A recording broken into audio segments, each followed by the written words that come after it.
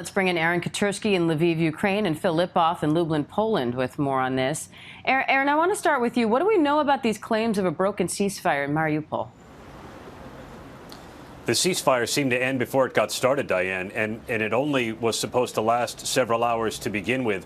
The Russians announced it. The defense ministry announced it publicly on television, saying they were going to pause hostilities and allow a humanitarian corridor to open so the civilians of Mariupol and a small neighboring town could get out. Mariupol has come under heavy bombardment.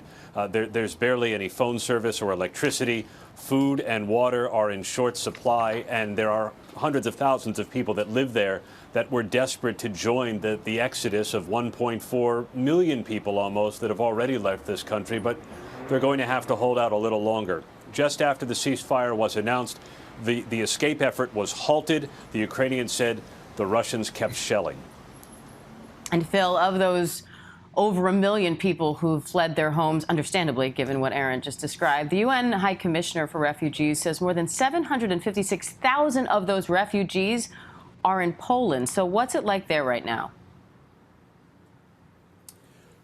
Well, you can definitely feel that there has been an influx of Ukrainian refugees here. I'm in Lublin, which is about an hour and a half from the nearest border crossing. Take a look at what's happening behind me. I hope you can see them. That is a group of about 100 plus people in the town square here. We've seen this several times over the last 2 weeks. At first, it was just Ukrainian flags. It was in solidarity of the Ukrainians. But once refugees started coming over here, and now we're seeing people wrap themselves in Polish flags as well as Ukrainian flags, and that is pride.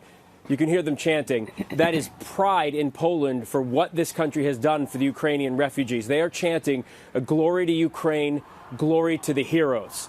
That's what's happening here as the refugees begin to settle in. Whether they're settling in with family and friends or they're settling in at a shelter, they know they're settling in for quite some time. And Phil, as these people start to settle in, what are their days like now? What stories are you hearing from them?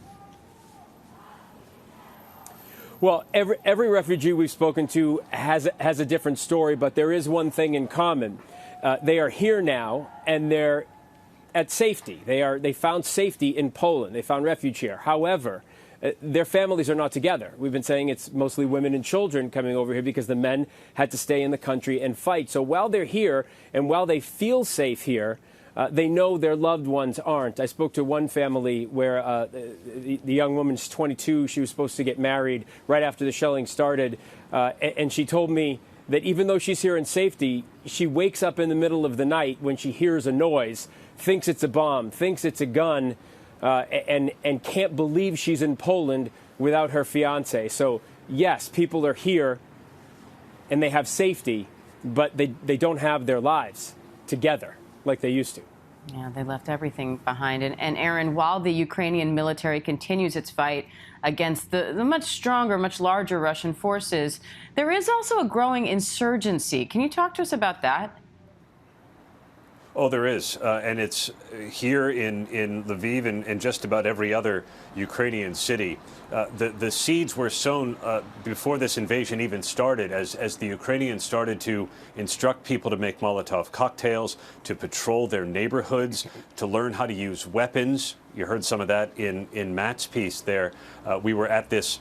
Well, it reminded me of somewhere in Industry City in Brooklyn, Diane, where an old kind of factory complex, and there were beer brewers and coffee roasters. There was a rib joint, and they've turned that into a complex for teaching combat medicine, for teaching how to assemble and disassemble rifles, for how to do car stops and checkpoints. And that's what people are learning here now, where 2 weeks ago they were bartenders, baristas, dentists, doctors, whatever. They've now joined in the fight in any way they can. Some are making camouflage nets. Some are using metal welding skills to make caltrops to try and stop tanks.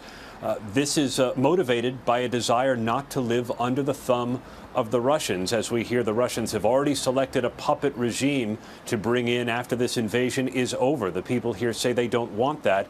As one young man put it to me, if you want peace, you need to be prepared for war.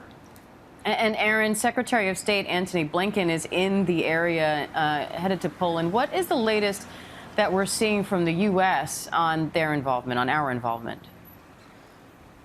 We know the U.S. is sending humanitarian aid and weapons, and some of those weapons have already been part of the fight. Anti-tank javelins, anti-aircraft Stinger missiles have already been brought to bear. The Ukrainians had done some rather fortuitous training on these weapons as recently as December, so the U.S. was pretty confident that they would know how to use them. And as soon as they were able to get them in, and the U.S. won't say how they're getting them in, they've gotten into the hands of the Ukrainian fighters, and they've already made a difference on the ground. But the Ukrainians know they're going to need a lot more of them if they're going to go up against the hulking Russian army for much longer.